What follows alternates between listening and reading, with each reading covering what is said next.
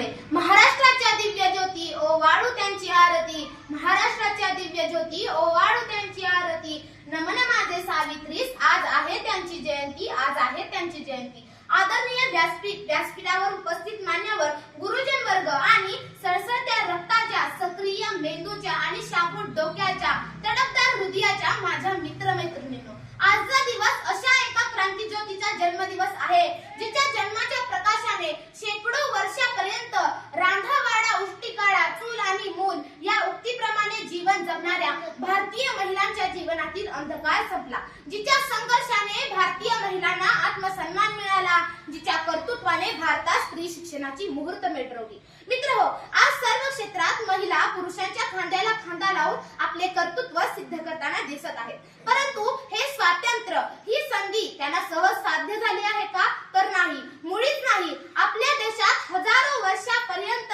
स्त्रियांना दुय्यमच वागणूक मिळत आली आहे. मग ती स्त्री कुठल्याही जातीची असो वा धर्माची, शोषणाचा बळी तर ती ठरलीच होती. बालविवाह, सतीप्रथा अशा अनिष्ट परंपरांनी हा समाज पोखरलेला होता. अशा अंधकाराने भरलेल्या कालखंडात कितीतरी बुद्धिमान, प्रज्ञावंत स्त्रिया संधी आणि समानता नसल्याने काळाच्या पोटात झडप झाल्या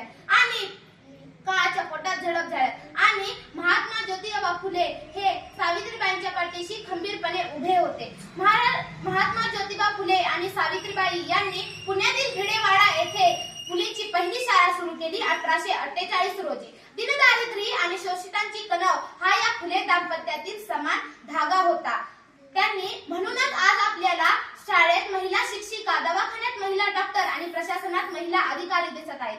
अज्ञानाचे ग्रहण सुटले, मैत्री झाली अक्षराशी, अज्ञानाचे ग्रहण सुटले, मैत्री झाली अक्षराशी. सावित्रीबाई तुमच्यामुळे जुळले नाते शिक्षणाशी, जुळले नाते शिक्षणाशी. त्या देशातल्या पहिल्या स्त्री शिक्षिका बनूनच थांबल्या नाहीत, तर शिक्षण हाच परिवर्तनाचा आरंभ बिंदू आहे याची जाणीव ठेवून सामाजिक क्रांतीची मुहूर्तमेढ या फुले दाम्पत्यांनी रोवली. स्त्री भ्रूण हत्या रोखण्यासाठी या आद्य सावित्रीने बाल हत्या प्रतिबंधक गृहाची स्थापना केली, महिला सेवा मंडळाची स्थापना केली, बालविवाह विरुद्ध संघर्ष केला आणि विधवा पुनर्विवाह घडून आणले. 1864 साली त्यांनी अनाथ बाल आश्रम सुरू केले. अशा या संवेदनशील मनाच्या सावित्रीबाईंनी पुण्यात प्लेगच्या साथीत आपला दत्तक पुत्र यशवंत यासोबत रोग्यांच्या सेवेचे कार्य हाती घेतले आणि यातच प्लेगने बाधित होऊन ही क्रांतिज्योत 10 मार्च 1897 रोजी अनंतात विलीन झाली.